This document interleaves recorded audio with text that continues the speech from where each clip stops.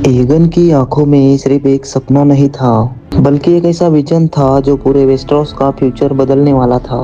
लेकिन उस सपने को हकीकत बनाने के लिए उसे सबसे पहले दुनिया को समझना था। ड्रैगनस्टोन के अंधेरे में समंदर के किनारे उसने एक ऐसी मेज बनवाई जो आम नहीं थी, द पेंटेड टेबल। ये सिर्फ लड़ाई की मेज नहीं थी, ये पूरे वेस्टरोस का दिल था। इस नक्शे में कोई सरहद नहीं थी, क्योंकि एगन के लिए वेस्टरोस कभी 7 किंगडम्स था ही नहीं। वो हमेशा से एक ही था और उसका एक ही राजा होना था। कहते हैं पूरे 10 साल तक एगन ने तलवार नहीं उठाई। जब दुनिया तलवार चलाना सीख रही थी, तब एगन उस मेज के चक्कर काट रहा था। वो देख रहा था कहाँ पहाड़ उसका रास्ता रोक सकते हैं, कहाँ नदियाँ जंग का फैसला बदल सकती है और कहाँ दुश्मन की कमजोरी छुपी हुई है। उसने हर एक घराने को समझा, परखा और याद रखा। उसे पता था स्टार्क के पास ठंड की ताकत है, लैनिस्टर के पास सोने की चमक और हेरन के पास पत्थर का घमंड। लोग हंसने लगे थे, कहते थे टारगेरियंस डर गए हैं, लेकिन वो डर नहीं था, वो तूफान के आने से पहले की खामोशी थी।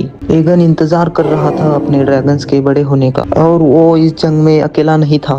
उसके साथ थी उसकी 2 बहनें, उसकी सबसे बड़ी ताकत विसेन्या, लोहे की तरह सख्त, जिसकी तलवार डार्क सिस्टर दुश्मन की गर्दन तक उसकी परछाई से पहले पहुंच जाती थी, और रेनिस, खूबसूरती की मिसाल, जिसे देखकर लोग जंग भूल जाते थे, लेकिन उसकी मुस्कान के पीछे छुपा था एक ड्रैगन का गुस्सा।